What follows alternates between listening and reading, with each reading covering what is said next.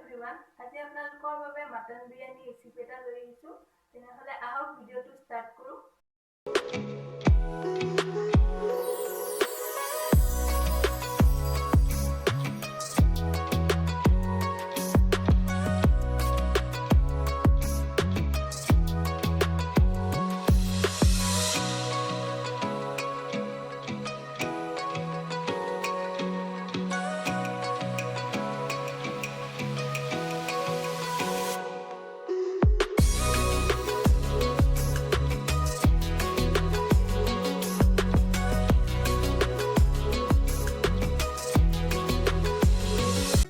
ৰেচিপিটো বনাবৰ কাৰণে প্ৰথমে মই ইয়াত 1 কেজি ছাগলীৰ মাংস লৈছোঁ মাংসখিনি মেৰিনেট কৰিবৰ কাৰণে মই ইয়াত 1 কাপ দৈ লৈছোঁ দৈখিনি মই ভালদৰে ফেটি লৈছিলোঁ এতিয়া এইখিনি মই ইয়াতে দি লৈছোঁ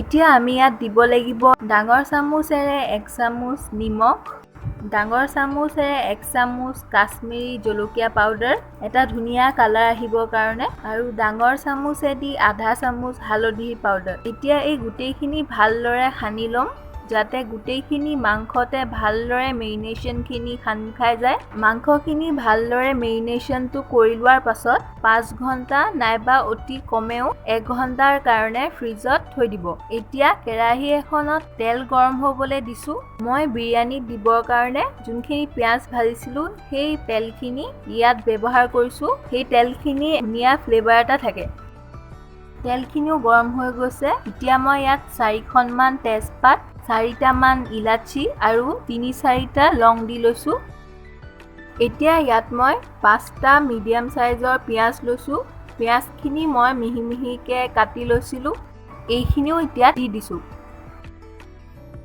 পিয়াজখিনি এতিয়া অলপমান গোল্ডেন ব্ৰাউন হোৱালৈকে ভাজি লম পিয়াজখিনি ভজা হৈ গৈছে এতিয়া আমি ইয়াত দিব লাগিব ডাঙৰ চামুচেদি 3 চামুচ নহৰুৰ পেষ্ট ডাঙৰ চামুচেৰে 2 চামুচ আদাৰ পেষ্ট আৰু 8টামান জলকীয়া পিচি লৈছো এই গুটেইখিনি এতিয়া দি লৈছো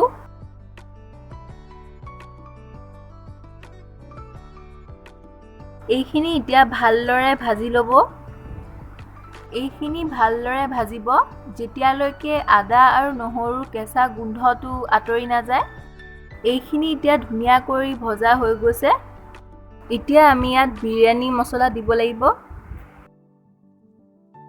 ডাঙৰ চামুচেৰে 3 চামুচ ধনিয়া আৰু জিৰা পাউডাৰ ডাঙৰ চামুচেৰে 2 চামুচ গৰম মছলা পাউডাৰ ডাঙৰ চামুচেদি 1 চামুচ জায়ফল আৰু জাবিত্ৰীৰ পাউডাৰ বিৰিয়ানী মছলাৰ ৰেচিপিটো মই ওপৰৰ লিংকটো দি দিছো আপোনালোকে এই লিংকটোত ক্লিক কৰি ভিডিঅ'টো চাব পাৰে মছলাখিনি দিয়াৰ পাছত এতিয়া এইখিনি ভালদৰে ভাজি ল'ব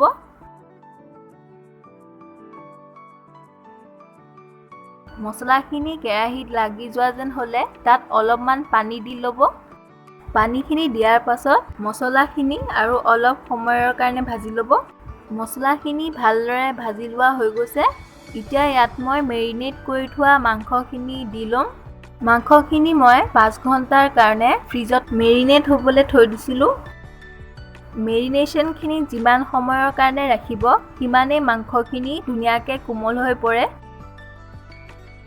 এতিয়া গুটেইখিনি ভালদৰে মিলাই ল'ম এতিয়া আমি ইয়াত দিব লাগিব ডাঙৰ চামুচেদি 1 চামুচ নিমখ আৰু ডাঙৰ চামুচেদি 1 চামুচ কাশ্মীৰী জলকীয়া পাউডাৰ কাশ্মীৰী জলকীয়া পাউডাৰটো দিয়াৰ কাৰণে মাংসখিনিত এটা ধুনীয়া কালাৰ আহিব গেছটো মিডিয়াম ফ্লেমত ৰাখি এতিয়া মাংসখিনি ঢাকি ভালদৰে সিজিবলৈ দিম অলপ সময়ৰ মূৰে মূৰে মাংসখিনি ভালদৰে আকৌ লৰাই থাকিব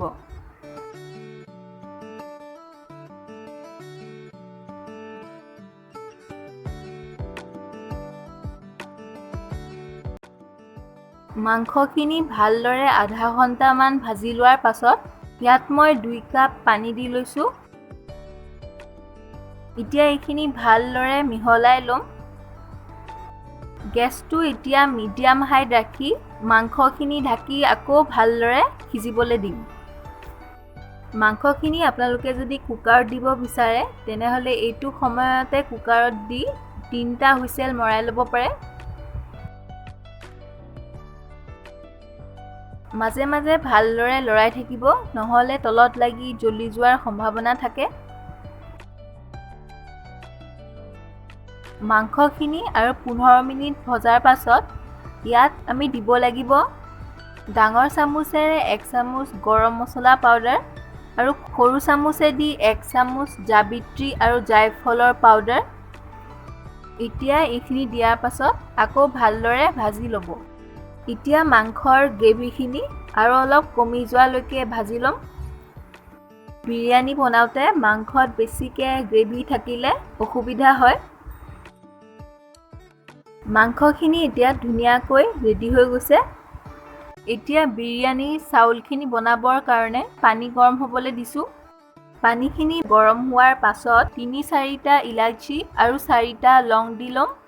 ডাঙৰ চামুচেৰে 2 চামুচ ৰিফাইন তেল দি ল'ব। মই ইয়াত 4 কাপ বাসমতী চাউল আধা ঘণ্টাৰ কাৰণে তিয়াই ৰাখিছিলোঁ। এতিয়া চাউলৰ পানীখিনি পেলাই ল'ব। এতিয়া ইয়াত চাউলখিনি দি লৈছোঁ।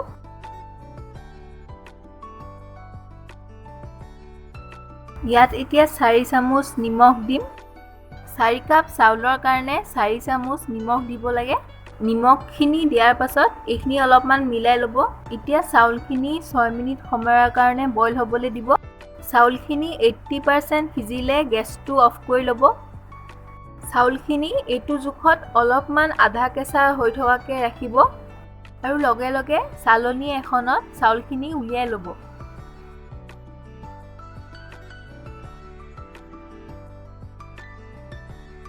বিৰিয়ানীখিনি এতিয়া লেয়াৰ দিবৰ কাৰণে মই আধাখিনি মাংস প্লেট এখনত উলিয়াই ল'ম।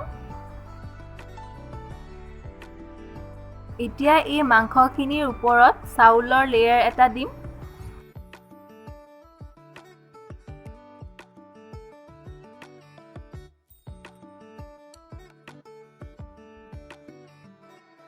চাউলৰ লেয়াৰটো দিয়াৰ পাছত আমি বনাই থোৱা বিৰিয়ানী মছলাখিনি অলপমান ওপৰত দি ল'ম।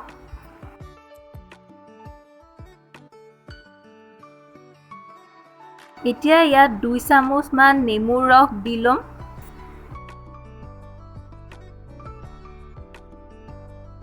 এতিয়া ইয়াত ভাজি থোৱা পিঁয়াজ অলপমান দি ল'ম।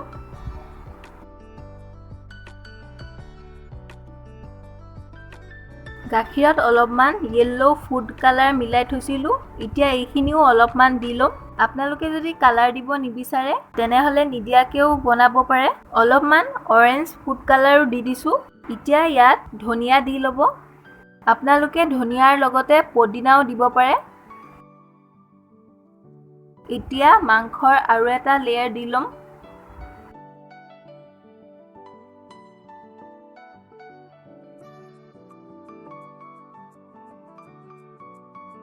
মাংসখিনি দি লোৱাৰ পাছত ইয়াৰ ওপৰত আৰু এটা চাউলৰ লেয়াৰ দিম।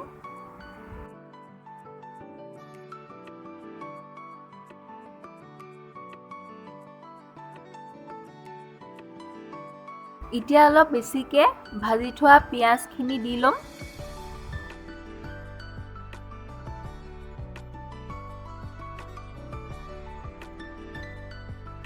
5 চামুচ নেমুৰ ৰস দি লৈছোঁ।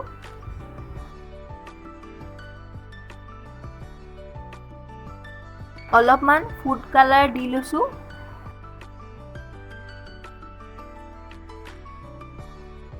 এতিয়া অলপমান বেছিকৈ বিৰিয়ানী মছলা দি লৈছোঁ।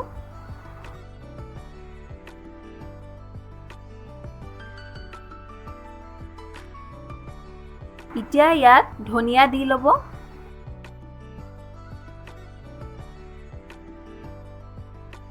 ডাঙৰ চামুচেদি 2 চামুচ কেওৰা ৱাটাৰ দি দিছোঁ।